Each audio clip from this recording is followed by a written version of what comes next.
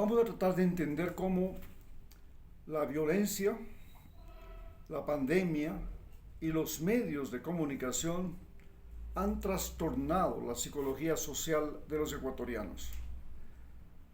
Para entender lo que pasó con la pandemia, todos lo tenemos presente.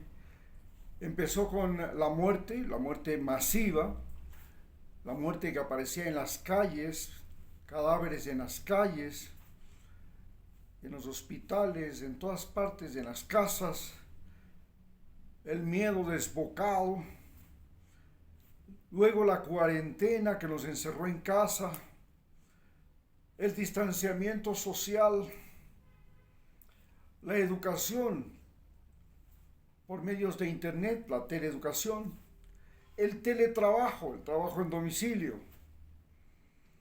Esto tuvo un impacto económico severo. Vino una gran ola de desempleo. Quebraron muchas empresas, especialmente medianas y pequeñas. A esto se le pensó resolver con la vacunación. Se dijo que la vacunación en 100 días de 9 millones de personas resolvería el problema. La vacunación se hizo, pero vinieron nuevas cepas, la cosa se prolongó. Y finalmente, esta oferta de que le voy a vacunar a 9 millones de personas en 100 días fue la que le llevó al triunfo a Guillermo Lasso, el banquero semidiscapacitado que gobierna Ecuador. Hasta esta próxima semana, porque no le falta nada casi para irse. Este fue el fenómeno, es decir, pandemia, virus, muerte, miedo, cuarentena, distanciamiento social, crisis económica, vacunación. Estos fueron el mecanismo mediante el cual se alteró la psicología de los ecuatorianos. Luego, a este fenómeno de la pandemia le siguió un fenómeno de violencia y olas migratorias. Y este fenómeno de la violencia comenzó con asesinatos. El asesinato estaba en todas partes y sigue estando. Empezó por las cárceles, se fueron a los puertos, se fueron a las ciudades y terminamos con el asesinato de un candidato a la presidencia en la capital y en la avenida Amazonas, la principal avenida de la ciudad. Es decir, fue un asesinato en pleno centro del Ecuador y en pleno momento de campaña electoral. Esto realmente trastornó la psicología de los ecuatorianos. Luego vinieron coches bombas y ahora todos los días son asesinatos. Ya no es uno, ya son 12, son 15, son 16. Pero lo más importante es que se moviliza el ejército, se moviliza la policía, se prohíbe la circulación de las personas, se hace vigilancia localizada, pero finalmente los delincuentes están 24/7 y los militares y policías cuando sean vienen y van.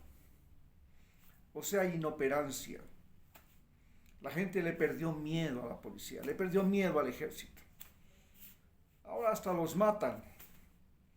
Solo esta semana hemos tenido algunos policías heridos y asesinados. Pero a esto se suma la justicia, la impunidad. Es posible para los narcotraficantes que están en la cárcel hacerse videos de ellos mismos con canciones dentro de la cárcel, como el caso del Fito.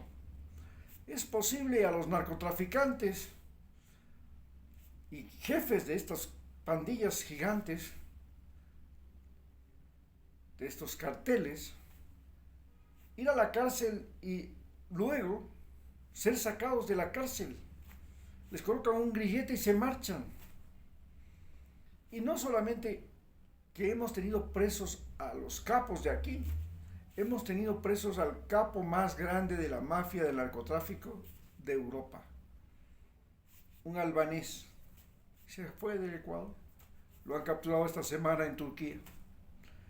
La impunidad. Sabíamos que la justicia era la pata en la que cojea el Estado ecuatoriano.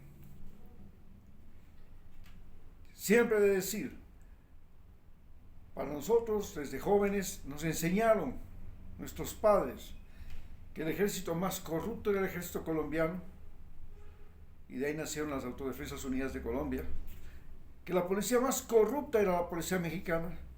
Sabemos que el Señor de los Cielos era un policía de la policía militar, el cacique, el capo de la mafia mexicana, era un ex policía. Pero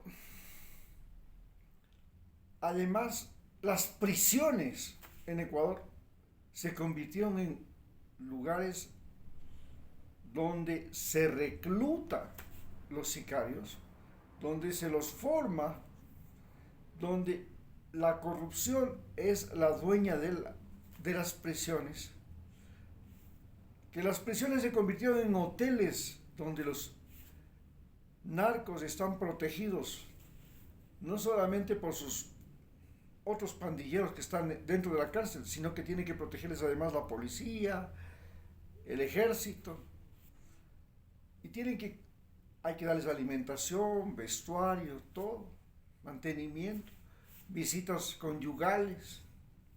Es decir, se volvió un hotel 5 estrellas para los delincuentes. Entonces, ante esta imposibilidad de verse amenazados, aparecen las extorsiones.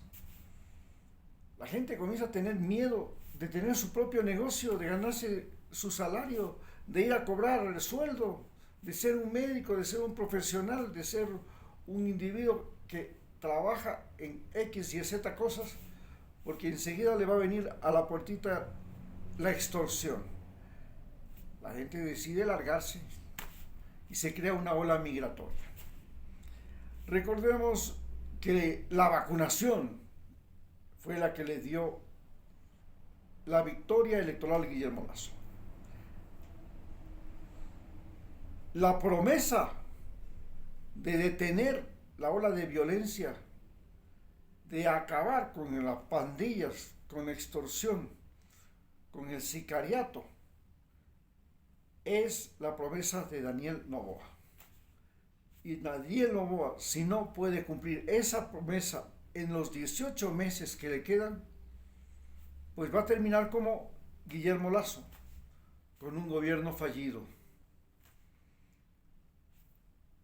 Ya no podrá ser candidato, o si es candidato para las elecciones, porque solamente va a estar 1 año y medio en el poder, y después de ese año y medio vienen otras elecciones para 4 años, y él quiere ser candidato, o cualquiera de sus allegados, de sus ministros, o de cualquier persona que tenga vínculos con él, va a perder la oportunidad.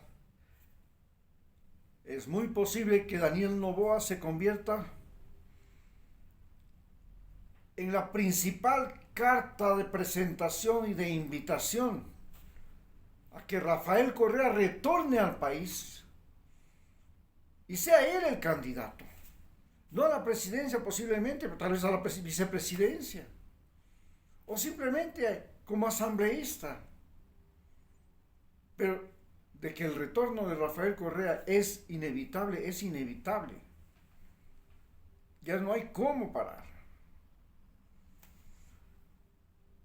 Le siguen el problema ¿y cómo nos ha afectado psicológicamente este fenómeno?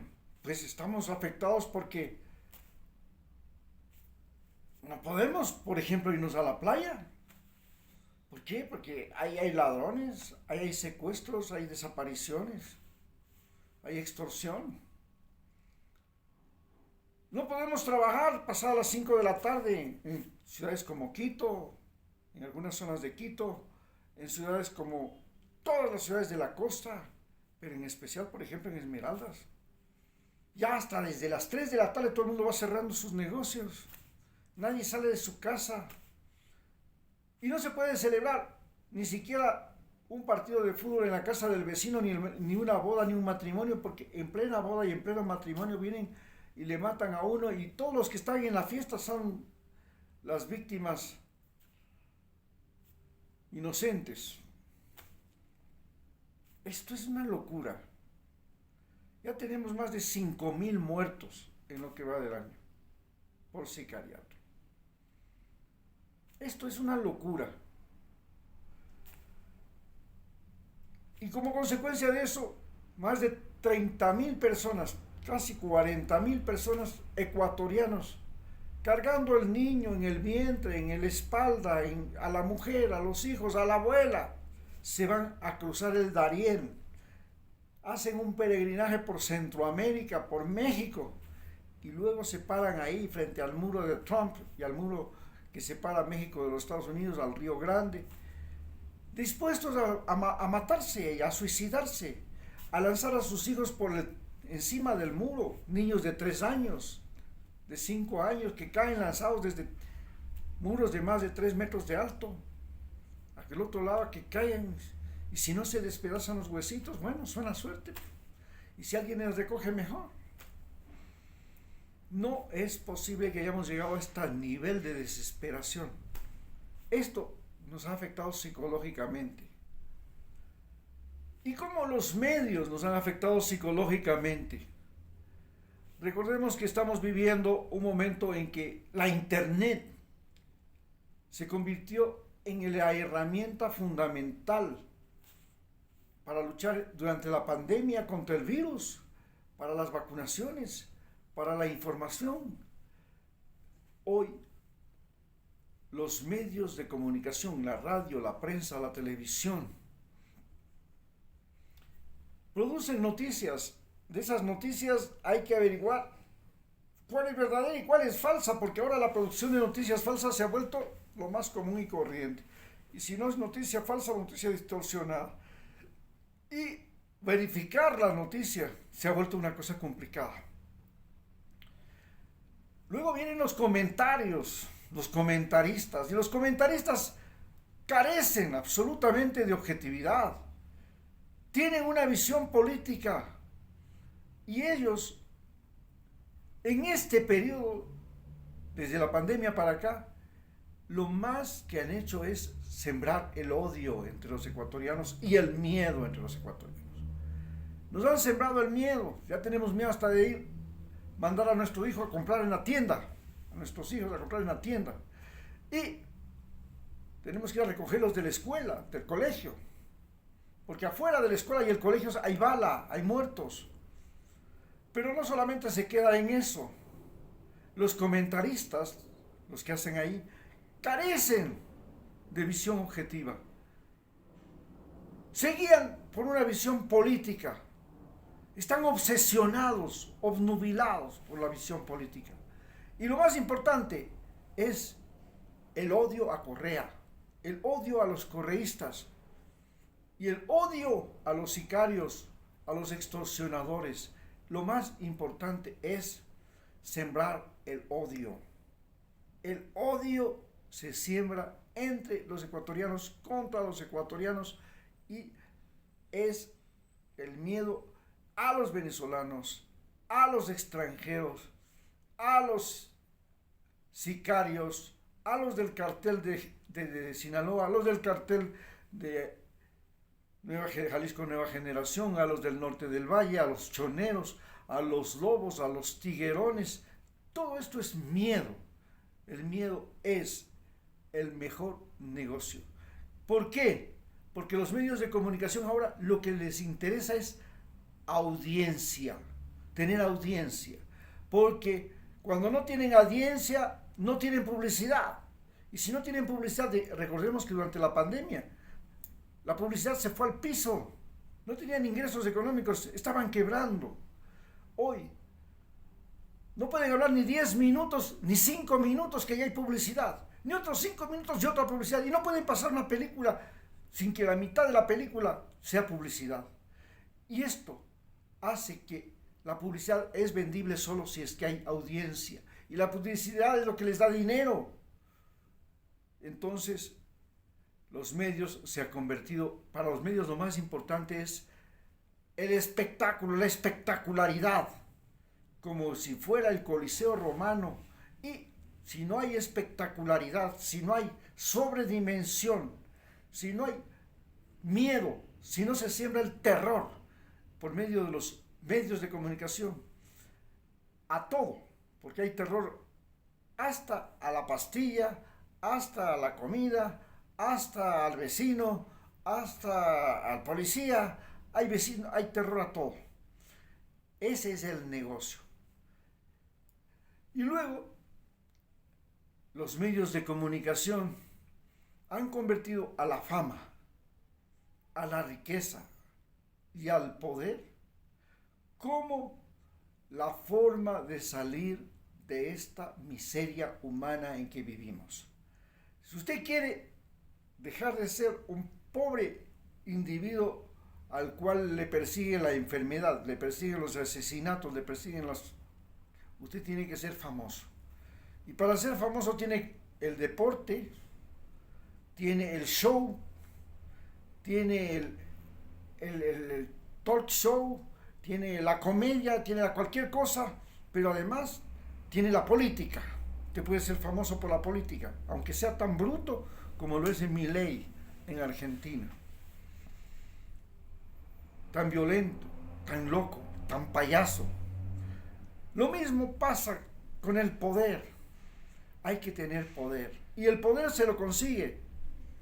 Pues el poder es la cantidad de personas que tú puedes manejar. Si tú manejas un ejército de millones como lo maneja Putin, o un ejército de millones como lo maneja Donald Trump o Biden, entonces eres poderoso. Si tú manejas un ejército como el que maneja Netanyahu, con armamento sofisticado, bombas atómicas y todo lo demás, entonces eres poderoso. Ser poder también significa que el Fito, que es el cabeza de los choneros, tiene 20,000 miembros en su organización. Entonces, él es más poderoso que el presidente de la CONAIE, porque el presidente de la CONAIE apenas tiene 15,000 afiliados. El Fito tiene más poder que el presidente de la CONAIE. Y el presidente de la CONAIE es tan poderoso que ha podido casi tumbar presidentes en este país. Entonces, ser poder, llegar a ocupar un cargo público, controlar a un montón de personas, controlar las Fuerzas Armadas, controlar la policía, controlar el ejército, controlar la justicia, eso es poder. Tener bajo su control seres humanos, manejar seres humanos. En cambio, la riqueza también se ha vuelto una obsesión. Todo el mundo piensa que si se escapa de ese país y llega a los Estados Unidos, va a tener la misma suerte que Elon Musk, un sudafricano que llegó a los Estados Unidos y se convirtió en pero recontra multimillonario, capaz de mandar naves a Marte. Usted también va a hacer lo mismo. Se escapa de este país, vea, usted va a ser millonario. Aquí es nadie. Aquí le pagan una miseria. Lo mismo le pasa al argentino, lo mismo le está pasando a la gente de otros países, el venezolano, que piensa que se escapa de su país. En cualquier parte va a ser más feliz que en su país. Y la riqueza se ha vuelto una obsesión. Hay que ser rico de la noche al día. Usted tiene 1 año y medio para ser rico, le dicen a todos los funcionarios, los 2,500 funcionarios que tiene capacidad de nombrar a este presidente, y usted en estos 2,500, en estos 16 meses, si usted no sale con plata, usted es simplemente un pendejo. Es un pendejo. Porque en estos 16 meses usted tiene que meterle la mano a todos los bolsillos de los ecuatorianos y tiene que sacar partido y tiene que salir bien parqueado, como sale el señor Guillermo Lasso, que ha multiplicado su fortuna, como salió el señor Lenín Moreno, que se volvió riquísimo después de ser presidente del Ecuador. Entonces, vea, si usted no saca plata, usted no es nadie. Hay que hacer, el dinero hay que hacerlo así, vea. Usted va a ganar $9,000 si logra meter 1 kilo de cocaína a los Estados Unidos. Un kilito. Usted compra 1 kilo de cocaína a $1,000 en Ecuador y si le logra meter a Estados Unidos 1 kilito, ya ganó $9,000. Y si le logra meter 1 kilito de cocaína en Europa, usted ganó $39,000 por cada kilo. Con $39,000, usted ha ganado más que un ecuatoriano en 10 años. En un solo kilo, usted gana más plata que un ecuatoriano trabajando 12 meses al año por $450. Con el descuento del seguro, ¿le queda en qué? Usted en el año va a reunir $4,500. Llevándole la cocaína a Australia, a Europa, va a ganar $40,000. $40,000. Por eso es que estamos locos. Muchas gracias.